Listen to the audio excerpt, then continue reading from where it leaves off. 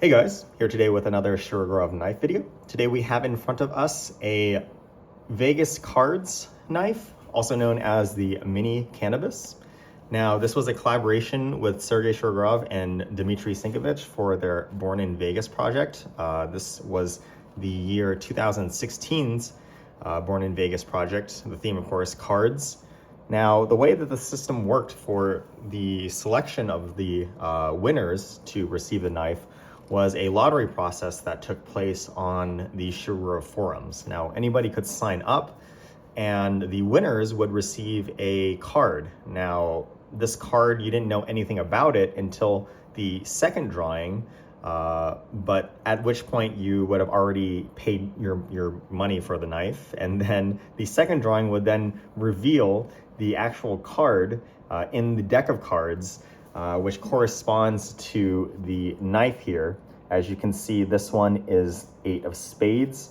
There was a full deck of cards with some specialized variants for the face cards, and also very special ace of spades, which was a full Timascus. I believe it was even contoured as well, handle. That one was pretty cool. But the face cards, I believe, had inlays. Both the red and the black cards have either zirconium for the black and copper for the red hardware. And again, the face cards had inlays, textured inlays as well. This one, just being a normal number card, has, and of course being black with spades, it is a zirconium accents here, as you can see on the pivot collar and the backspacer. And fortunately, I was able to have this knife here thanks to a friend, so really appreciate that. But let's go and take a look at the specs of the knife and also do a comparison, as you know, this is a pretty unique knife. It's not just another F95. So you can see here, taking a look at the weight, it's a fairly small knife, around the same size as a Neon, I believe. So we're looking at 3.67 ounces, fairly similar in size to a Neon. Let's see if I can grab one here. You can take a look.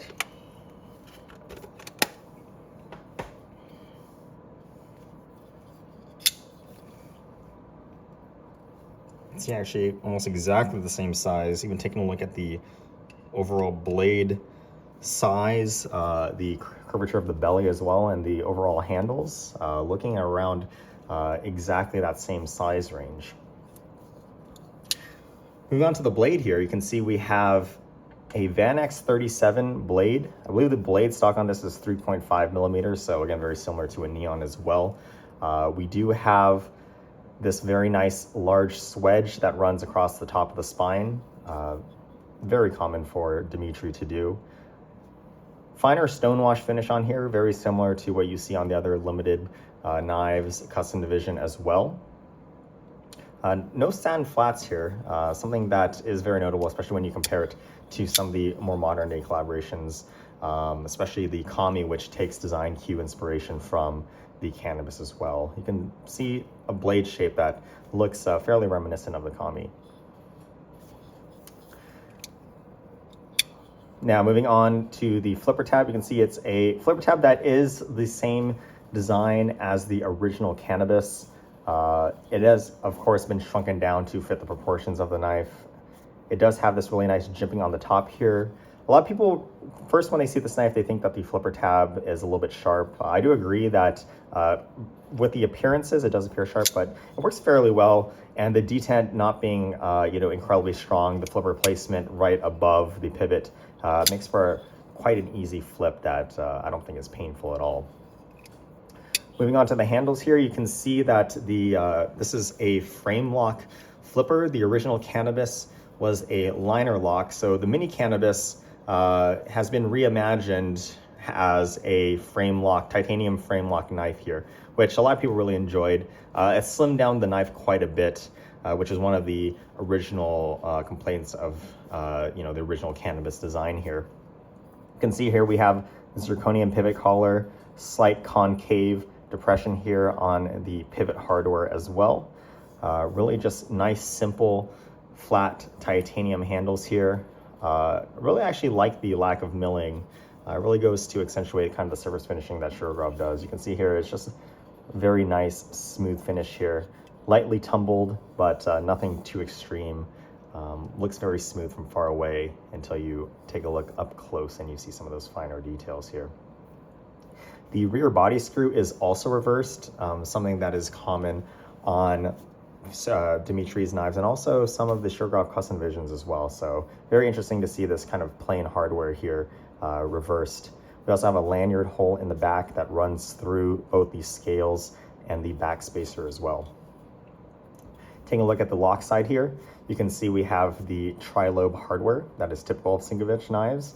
The rear screw is a normal Torx and something reminiscent of that kind of era where Dmitry was still using kind of just Torx screws for the rear part of the hardware. I think for all of the newer knives, he switched to tri-lobe hardware throughout the knife. But again, in 2016, I think this was pretty common to see stuff like this. The clip here has also been redesigned. I think this was the biggest complaint about the Cannabis besides the thickness, but the fact that it was a liner lock and the clip was recessed into the scales made the clip incredibly difficult to use, especially if it wasn't any thin, dress slacks or anything like that. Trying to clip the original Cannabis onto your jeans or something like that was a very difficult affair. So just a normal milled styled clip here. I think it fits the design theme perfectly. Having something that's just very minimalistic really goes along with the rest of the knife's design cues. So really like that. And the clip, of course, is completely functional, like a normal milled titanium clip would be. In the lock bar insert here, you can see we have the Born in Vegas V logo, and inside of that we see it says cards as well, denoting the project. Taking a look at the backspacer here, again, this is the 8 of spades, so you can see that engraved on the top portion of the backspacer. Have wonderful, nice jimping here that runs across the majority of the length of the backspacer as well. Now, the pivot system for this knife, of course, is Sinkevich MRBS. You can see the logo noted here. Since this is a smaller knife, this is using a 2-row MRBS as opposed to a 3-row that you would see on some of the larger Sinkevich knives. You can also take a look here at the inside. You can see the logo of the 2 collaborators. We have Sergey's logo here, and then also Sinkevich designed Dmitry's logo here as well on the other side. And of course, we have skeletonized handles to reduce the weight. And the lock bar insert, this being a fairly thin knife, and I think Dmitry wanting to kind of hide the hardware, we have a lock bar insert that is actually press fit and glued in as well. Some people don't like that. The workshop says that they can work around that if it ever needs to have the lockup improved, either by replacing the lock bar insert themselves or by having a new stop pin fitted. There are ways to get around that, but again, some people do like an external lock bar insert screw or something like that that can retain the insert and have it be easily replaceable. Overall, really nice collaboration knife. I do wish I had some of the more fancy variants to show you, unfortunately, but again, this is probably the most common variant, again, since the number cards are just this plain titanium and either the zirconium or the copper accents, but I do appreciate having the opportunity to show this piece to you guys. Hope you guys enjoyed this, and we'll see you guys next time.